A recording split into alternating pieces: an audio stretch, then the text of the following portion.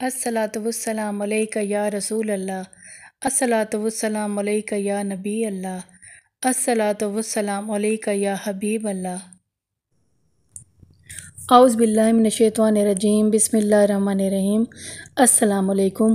الحمدللہ ایک نئی ویڈیو کے ساتھ حاضر ہوں۔ کیسے ہیں آپ سب؟ میں امید کرتی ہوں کہ اللہ تعالیٰ کے فضل و کرم کے ساتھ آپ خیریت سے ہوں گے۔ میری دعا ہے کہ آپ سب خوش و خرم رہیں، آمین۔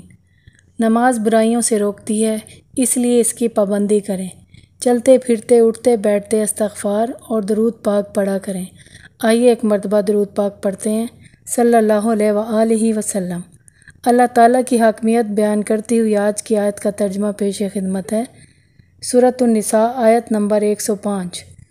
بے شک ہم نے ہی نازل کی ہے تمہاری طرف اے نبی یہ کتاب حق کے ساتھ، تاکہ تم فیصلے کرو لوگوں کے درمیان اس علم و حکمت کے مطابق جو سکھائی ہے تم کو اللہ نے، اور مت بنو تم خیانت کرنے والوں کے طرفدار۔ سبحان اللہ۔ حضور صلی اللہ علیہ وآلہ وسلم نے ارشاد فرمایا ہے کہ دعا مانگنا بھی عبادت ہے۔ آپ نے کبھی غور کیا ہے کہ ہم دعا کیسے مانگتے ہیں؟ ہمارا دعا مانگنے کا طریقہ کیا ہے؟ کیا ہمارا دعا مانگنے کا وہی طریقہ ہے جو آپ صلی اللہ علیہ وآلہ وسلم نے صحابہ کرام کو بتایا؟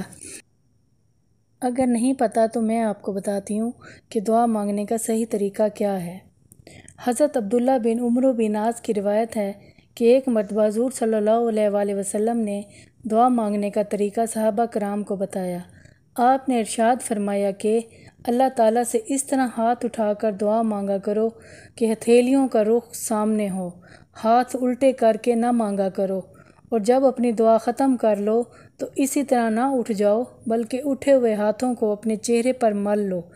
جب دعا مانگنے کے لیے اللہ تعالیٰ کی بارگاہ میں ہاتھ اٹھاؤ تو بہتر صورت یہ ہے کہ ہاتھ شانوں تک اٹھے ہوئے ہوں۔ جامع ترمذی میں ہے کہ جب اللہ کے رسول صلی اللہ علیہ وآلہ وسلم کسی کے لیے دعا کرنا چاہتے تو پہلے اپنے لیے دعا مانگتے، پھر اس شخص کے لیے دعا کرتے جو آپ صلی اللہ علیہ وآلہ وسلم سے دعا مانگنے کی التجا کرتا۔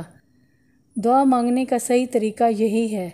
اللہ کے رسول صلی اللہ علیہ وآلہ وسلم کے ایک ارشاد مقدس کا مطلب یہ بھی ہے کہ جب دعا کرو تو پہلے اللہ تعالیٰ کی حمد و ثنا کرو، پھر اس کے رسول صلی اللہ علیہ وآلہ وسلم پر درود پاک بھیجو۔ ایک شخص نے آپ کے سامنے دعا مانگی، اس نے نہ حمد و ثنا کی نہ آپ صلی اللہ علیہ وآلہ وسلم پر درود بھیجا۔ ارشاد ہوا کہ اس نے دعا مانگنے میں جلدی کی۔ آپ صلی اللہ علیہ وآلہ وسلم نے اس صحابی کو طلب فرمایا اور ان کی موجودگی میں دوسرے صحابہ کرام کو بھی دعا کرنے کا صحیح طریقہ بتایا کہ دعا ہمیشہ حمد و ثنا اور درود کے ساتھ ہونی چاہیے۔ اللہ تعالیٰ سے دعا مانگنا آفتوں اور مصیبتوں سے نجات دلاتا ہے۔ جامع ترمذی میں ہے، آپ صلی اللہ علیہ وآلہ وسلم نے ارشاد فرمایا کہ کوئی بلا نازل ہونے والی ہوتی ہے، اللہ کے بندے اس کی بارگاہ میں دعا کرتے ہیں تو یہ دعا نازل ہونے والی بلا سے جا ٹکراتی ہے اور دعا کی بدولت انسان اس بلا سے بچ جاتا ہے۔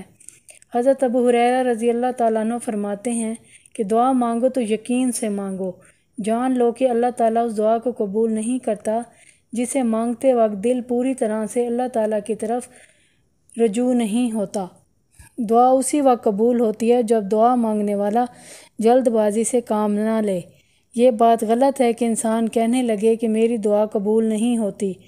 اللہ ہماری شہ رگ سے بھی زیادہ قریب ہے، وہ اخلاص سے دعا مانگنے والے کی دعا ضرور قبول کرتا ہے۔ میری دعا ہے کہ اللہ تعالیٰ ہم سب کی جائز خواہشات پوری فرمائے، ہم سب کی دعائیں قبول فرمائے، آمین۔ اللہ تعالیٰ ہم سب کا حامی و ناصر ہو۔ انشاءاللہ ایک نئی ویڈیو کے ساتھ دوبارہ حاضر خدمت ہوں گی۔ اب اجازت چاہوں گی۔ اللہ حافظ۔